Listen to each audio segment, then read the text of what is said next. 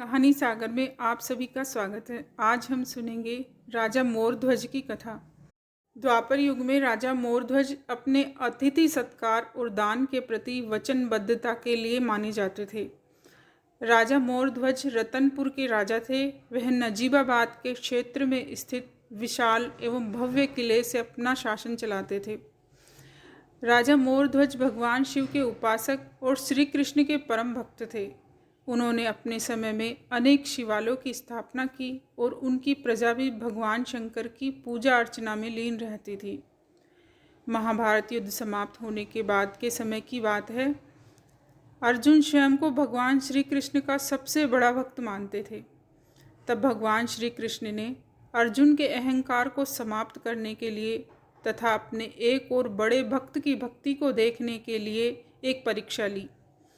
श्री कृष्ण स्वयं तथा अपने साथ अर्जुन को ब्राह्मण साधु का वेश बनाकर तथा यमराज को सिंह के रूप में लेकर रतनपुरी के राजा मोरध्वज के दरबार में पहुंच गए। अपने दरवाजे पर साधु ब्राह्मणों को एक शेर के साथ देखकर राजा मोरध्वज बहुत प्रसन्न हुए। राजा ने उनको दंडवत प्रणाम करके स्वागत सत्कार किया और उन्हें भोजन ग्रहण करने का आग्रह किया। भगवान श्री कृष्ण ने राजा मोरध्वज से कहा कि राजन, हमने तुम्हारे दान का बहुत यशोगान सुना है। कोई भी याचक तुम्हारे दरबार से निराश नहीं लौटता। क्या यह सच है? इस पर राजा मोरध्वज ने विनयपूर्वक कहा, हे महात्मन, श्री नारायण की अनुकंपा से मैं सामर्थ्य अनुसार याचक की इच्छित वस्तुएं देने का प्रयास करता हूँ और यह भगवान की ही दया और करुणा है कि आज तक मेरे दरबार से कोई याचक खाली नहीं लौटा। ब्राह्मण वेशधारी श्री कृष्ण ने कहा कि फिर तो राजन, हमें भी विश्वास है कि आज हम आपके दरबार से खाली हाथ नहीं लौटेंगे। राजा मोरध्वज ने कहा कि जो वस्तु आप मांगेंगे वह अगर मेरे अधिकार में हुई तो वह आपको अवश्य मिलेगी। इस पर श्री कृष्ण ने कहा, राजन, हमें भी ऐसी कोई वस्तु आपसे नहीं मांगनी कि जो आपके अधिकार क्षेत्र से बाहर हो, लेकिन उससे पहले आपको हमें वचन देना होगा। राजा मोरध्वज ने कहा कि हे महात्मन, मैं क्षत्रिय हूँ और मैं प्रण करता हूँ कि आप जो भी वस्तु मांगेंगे मैं दूंगा। श्री कृष्ण ने कहा कि आप धन्य हैं राजन, हम 3 प्राणी हैं, बहुत समय से यात्रा कर रहे हैं।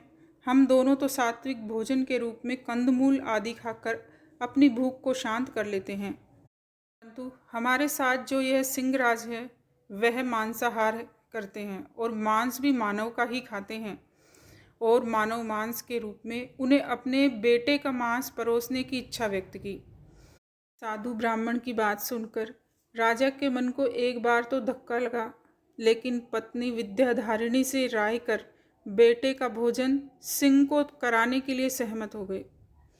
राजा मोरध्वज अतिथि को देवता मानते थे। उन्होंने अपने बेटे ताम्रध्वज को बुलाया तथा राजा पति पत्नी दोनों ने मिलकर अपने बेटे ताम्रध्वज को आरे से चीरकर 2 भागों में बांट दिया।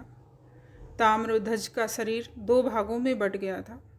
उस समय राजा मोरध्वज और उनकी पत्नी विद्याधारिणी तथा उनके बेटे मोरध्वज की आंख में एक भी आंसू नहीं था, जबकि अर्जुन की आंखें उनकी भक्ति को देखकर नम हो गई थी। राजा ने कहा, महात्मन, अपने सिंहराज को भोजन कराइए। सिंह ने आगे बढ़कर ताम्रध्वज का दायां भाग तो खा लिया, लेकिन बाएं भाग को छोड़ दिया। सिंहराज ने तृप्त होकर एक लंबी डकार ली। तभी रानी विद्याधारिणी की बाईं आंख से अश्रु टपक पड़ा।